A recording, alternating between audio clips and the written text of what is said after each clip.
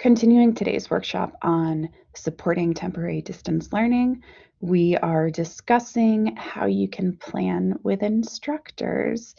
These tips are really helpful for especially people in centers for teaching and learning, but also TAs who are involved in helping instructors prepare for online sessions. So maybe you're someone who can attend synchronous sessions, or maybe you're not. Regardless, these tips are helpful for you. One thing to consider, and I point this out not because it's complex, but because it's so fundamental, is how and how frequently you will communicate with the instructors that you're working with. This is the type of thing where you've probably planned for it in your face-to-face sessions or in your face-to-face work with instructors, but it's so rote at this point that it happens automatically without thought. And my advice for planning with instructors is to try and identify what those things are that happen just reflexively in your work with instructors, because those may well become points where one of you makes assumptions about what the other is doing and things fall through the cracks or things go wrong. So in terms of communicating with instructors, consider how you'll do that. Will you be in touch over email? Will you have regular phone calls? Will you meet online?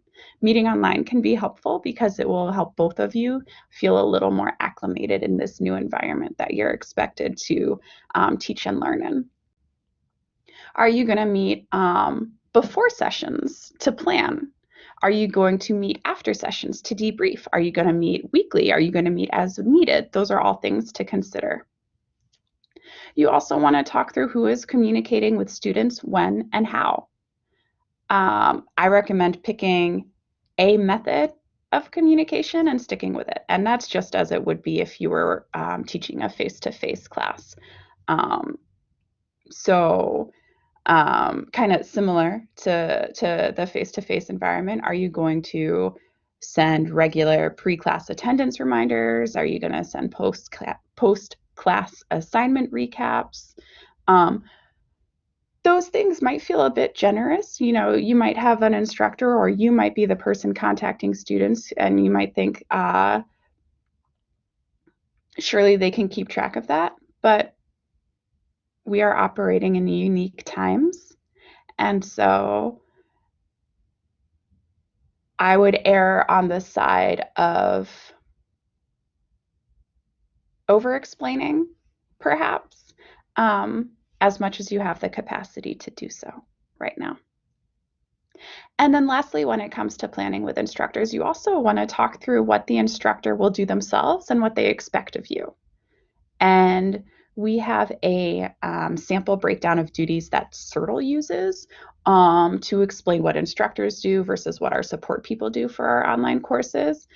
This will look different, both because CIRTL has its own processes separate from universities that make up the CIRTL network, and because how you support a course that is intentionally planned for the online learning environment versus a course that is suddenly being shifted to the online environment, those are different things. But this sample breakdown could still help spark ideas to help you have a productive conversation with your instructor. So we'll link to that in the description for this video.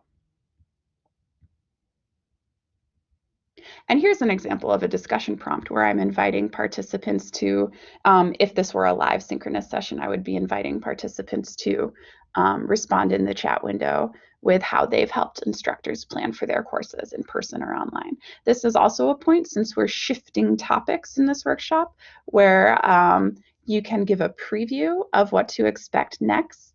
That can be helpful for students who, you know, just like instructors, just like TAs, just like support people, are finding themselves perhaps a little overwhelmed with this shift to the online environment. The more you can give kind of landmarks and previews for what's coming, the more you reduce what's called the cognitive load that your students and others have to follow or have to carry. So in a synchronous session, I would pause for a minute, maybe 5 minutes. If this were a large session, I'd have other people in the room managing the chat window.